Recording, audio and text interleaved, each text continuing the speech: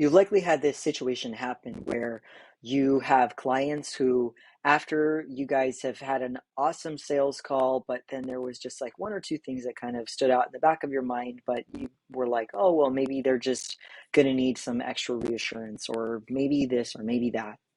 And then you start working together. Maybe it's the first week or the first month or two. And then that person's personality or something they do seem a little rude, condescending, messaging at all hours of the day and expecting a response in 2 split seconds. There's a bunch of different possibilities. But one thing is certain, that person is operating or behaving in a way that they're not necessarily reflecting all the qualities of your ideal client. Well, in order to get ahead of the problem and be proactive in your business, the thing that you want to do is to make sure that not only are you setting the right expectations on the kickoff call after somebody has paid you and after they've signed the contract and the strategy session, but even before that, when you're having that sales conversation or a consultation call before you collect payment, and a person ends up saying to you certain things that catch you off guard a little bit, or seem like they might potentially cause a slight issue or concern, or that person is communicating to you outright that they need a little bit more attention, or a little bit more one-on-one, or a little bit more hand-holding, or a little more this or a little that, or they have had XYZ issues in the past with other programs, or have concerns and reservations because of other things that have happened to them before, or things they didn't experience in previous programs. So when those come up, consider that like an indicator. Now, it's not doom and gloom. The moment that the person is expressing any type of concern or doubt or questioning your authority, it's an instant, I shouldn't work with that person, they're not my ideal client. No, it's just an opportunity for you to come from a place of curiosity and recognize that this individual might be demonstrating a potential qualifier that's in line with a bad fit client. And if that is true, that this person you are speaking to on the sales call is potentially demonstrating one of those attributes or qualities, you would just ask more questions about it and then be receptive and open to the answer, so you can set the right expectations for that individual before they join you in your program.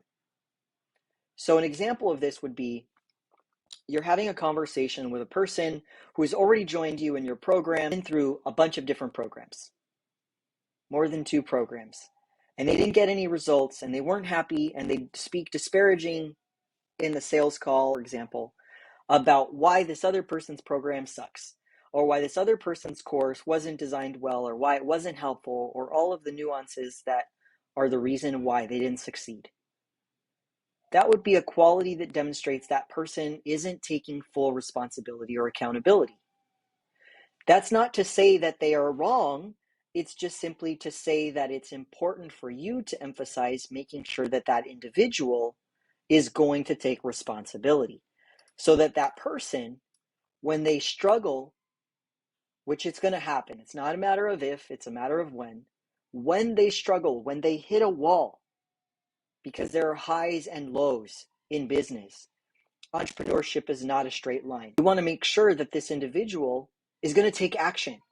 They're going to take responsibility, and they're going to acknowledge the role that they play in the entire process, and that they're not going to end up blaming anybody else in that example. So when that happens, this individual needs to do what? Quite simply, confirm for you that they are going to be the type of person, because that's how they identify. They will be the type of person who takes full responsibility for where they are in life and where they end up. So if they want to make $100,000 per month because they are using your business model that teaches them XYZ thing, you're just curious. When things are challenging for them normally, how do they tend to respond? And are they open to feedback? Are they willing to be held accountable when they don't follow through on something, so that you can support them to not blame other people or the process, but instead be open-minded to and receptive to just identify how you can rework your strategy or your plan or your method in a way that works for their needs. And if they're receptive, great. So that when they join your program, after they've signed, paid contract, all of that, and then they demonstrate this attribute or this red flag quality again as a potential bad fit client, you are bringing up the topic. Name, when we first signed on together, you mentioned and guaranteed me that you are the type of person who takes full responsibility for your actions, and you were open to me being direct and guiding you through that process, even though it's going to have its highs and its lows. So I just want to ask you, how can we get back on the same page? What can I do to support you to make sure that not only do we acknowledge, okay, that strategy didn't work or it hasn't worked yet, but we can get in alignment and move forward so that we can succeed and I can be part of that success story, because I want to see you succeed.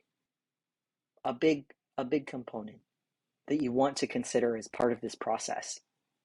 And as you're thinking of like, how can I make this work for me and my business, my model, my delivery for my client success team, a big component that you want to take into consideration is that your list might not be the same list. You might have different qualities that are the opposite of what your ideal client would be doing. Your ideal client might be asking you a bunch of questions. And so maybe for you, you don't want a person who's going to ghost you or who drops off when things get hard and doesn't raise their hand or wave a white flag when they feel like they're drowning.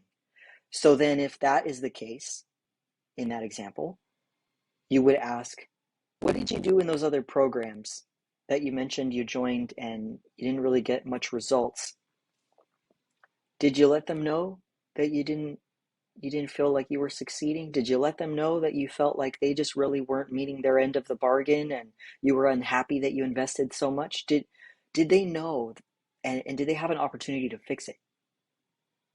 No, I just stopped talking to them altogether. Okay, well, I appreciate you sharing that with me. If we decide to work together, if I made you an offer, are you going to let me know? Because I can't help you if I don't know what's going on, right? So that's an example there. It's just dependent on your actual program, what resonates for your actual ideal client, and making a list of the bad fit client qualifiers, the attributes, characteristics, behaviors that are the opposite of your ideal client. So again, it's not doom and gloom.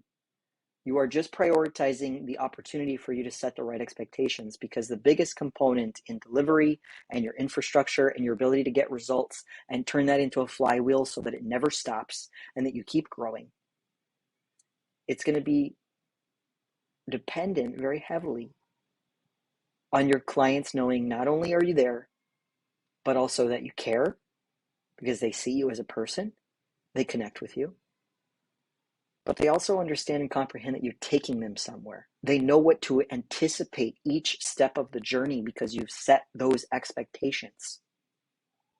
And you understand how that person works. Thanks again for watching this video. I hope that this has been valuable for you.